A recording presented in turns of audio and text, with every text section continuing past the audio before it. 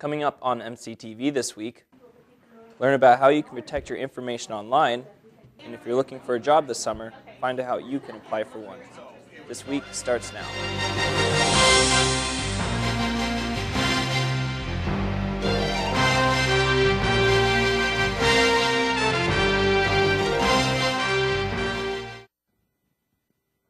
Hello, and welcome to MCTV this week on a cold and blustery night. For Tori Philbin, I'm Alistair Ramsey.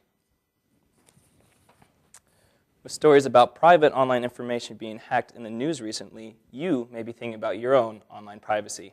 Because that's all the members. Last Wednesday, Professor Marjorie Bond spoke about your need for a better understanding of lack of privacy online.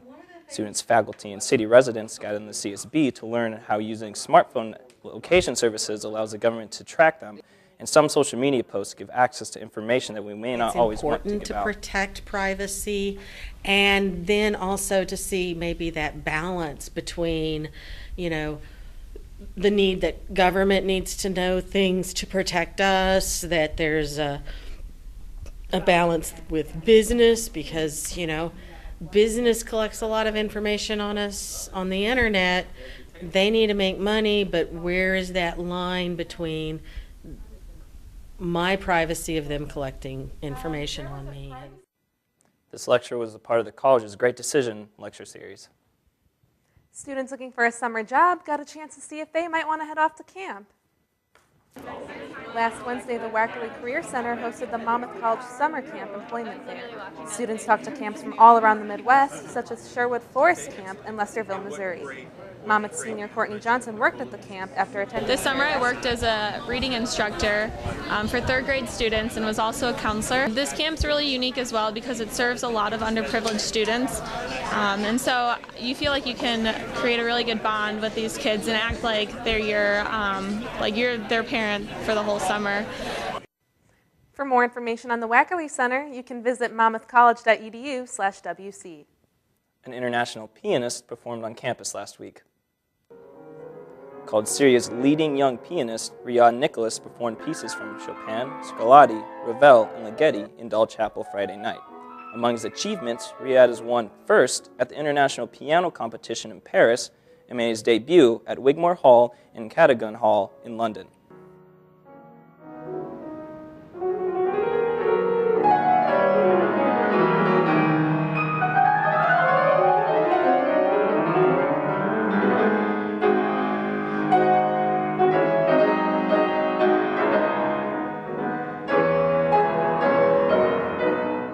I felt a strong connection with all the people who were attending, so I was really happy. I'm very grateful to be here. I'm very grateful to the music staff at Monmouth College, and I hope I'll play here again. Riyad is also working on a master performance at the Royal College of Music in London. Taking a look at some events on campus this week. Tonight marks the first TED Wednesday of the month with a discussion on Susan Cain's The Power of Introverts. Come to the Barnes Electronic Classroom of the library at 7 to learn more about the topic. Umoja is starting its Black History Month celebrations with a Jeopardy game night that's tomorrow at 7 in the Highlander Room. And Quad City-based improv group Guys with Ties comes to campus Friday night at 7 in the Doll Chapel. Coming up in sports, the men's basketball team looks to rebound after a tough loss to St. Norbert. Highlights next.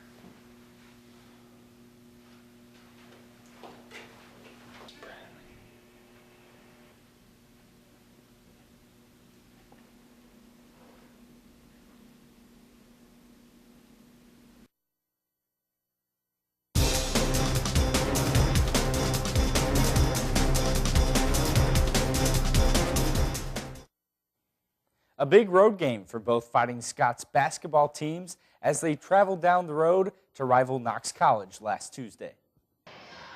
The Scots took the first meeting of the season between these two teams and hoped to do the same on the road.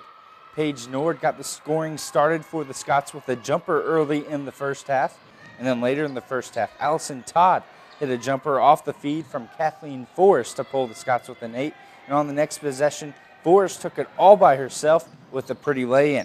Allie Friday had a big first half, scoring 8 points, including this bucket off the assist from Emily Watkins, and then a tough offensive rebound the next time down the court. Kelsey Walsberg kept the Scots close with a jumper for 2 of her team-high 25 points on the night.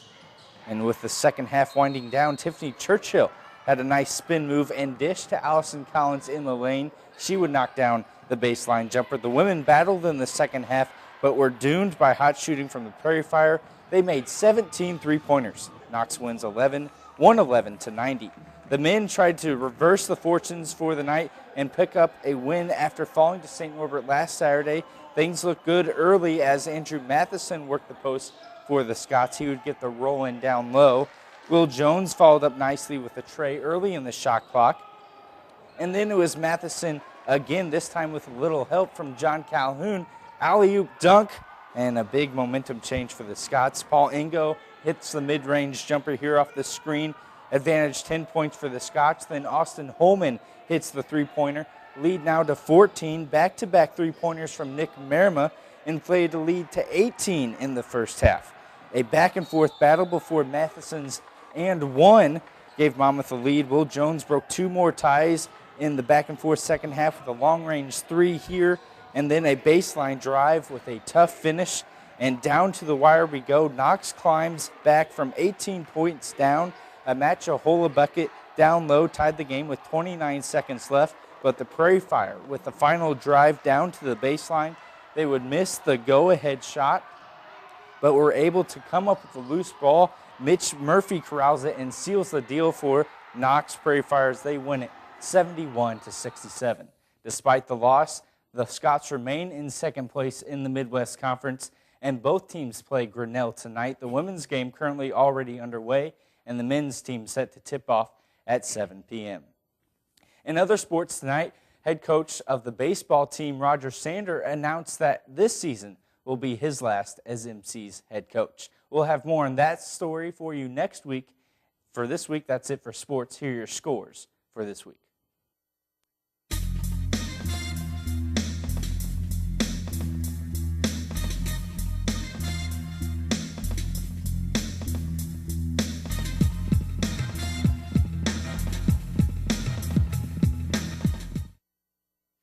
As we continue to look back on the 10 years of MCTV, we hear from another alum.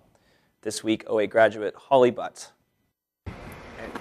Welcome to Fusion, your normal source of randomness. Hi MCTV, this is Holly Butts reporting live from Milwaukee, Wisconsin, although not live because it's taped, but it's live now.